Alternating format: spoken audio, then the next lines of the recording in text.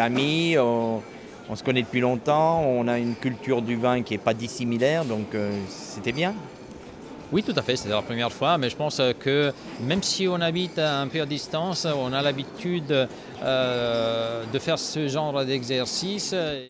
On produit des grands vins à Côte-Rôtie, on est connu pour ça. La Mouline, la Turque, la London sont des noms qui font rêver.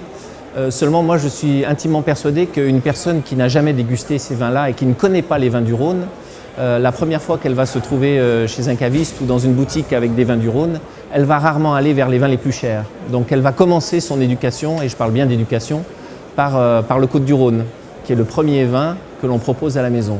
Le salon se passe très bien, nous avons une affluence importante. Et bien pour la première fois sur le salon Vinisud, nous avons réuni sous une même enseigne tous les vignobles du Sud-Ouest pour montrer de l'unité pour les consommateurs et les acheteurs. Les seuls salons qui vont résister seront les salons qui auront leur propre signification et les salons qui correspondront à des zones territoriales importantes. Et moi je pense que Vinisud a une vraie carte à jouer et il faut se réinventer chaque année. Donc c'est le challenge pour nous et pour la région pour les prochaines décennies. Beaucoup de vignerons ont décidé effectivement de replanter des cépages autochtones corses. Et je crois que c'est une démarche qui est tout à fait légitime et logique. On est sur des conditions qui permettent effectivement d'avoir des cépages qui puissent amener beaucoup de personnalité au vin. Moi je préfère voir la notion de vouloir travailler des cépages qui amènent de l'acidité, de la minéralité ou toute autre chose, que de corriger les vins avec de l'acide tartrique ou de l'acide citrique. Donc quand on a la chance d'avoir des cépages qui chacun amène une spécificité propre, on a la capacité de construire des vins d'un équilibre intrinsèque sans pour autant je dirais, être interventionniste sur le vin en question. C'est une belle histoire, c'est une histoire qui est très ancienne, qui démarre il y a 26 siècles, donc il y a une vraie antériorité du rosé en Provence. Et cette région a su se renouveler depuis une trentaine d'années en créant quasiment un nouveau vin qui est le rosé sec, clair et aromatique. On a des vignerons sur l'appellation qui déjà avaient la pratique de l'outil internet et des réseaux sociaux. Pour certains, ils avaient déjà mis en place un blog personnel.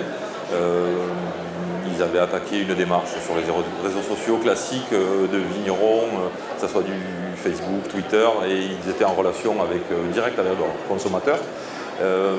Pour la partie appellation, on a essayé de mixer leur savoir-faire, l'expérience qu'ils avaient. Donc on a fait des réunions en commission communication, le tout avec une agence. On travaille toujours d'arrache-pied pour toujours maintenir le peu de volume qu'il y a. Hein.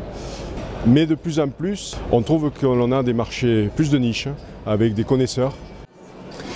Les gens qui étaient à mon masterclass, c'est un assemblage des gens professionnels, soit les sommeliers, soit les étudiants, j'avais des œnologues, j'ai les importateurs. Et là, c'est le but, c'est de passer le message qu'on fait de très bons vins, on fait en plus le très bon vin à un prix incroyablement pas cher. Oui, c'est super intéressant d'avoir une autre vision effectivement du monde du vin, parce que maintenant c'est vrai que tout ça passe par internet, c'est un élément fort. Donc avoir des thèmes de conférences qu'on aurait pu avoir appliquer vraiment à internet, c'est très intéressant en fait. Oui, c'est convivial, c'est bien. Vinisud est un des acteurs majeurs de Twitter ces derniers jours derniers.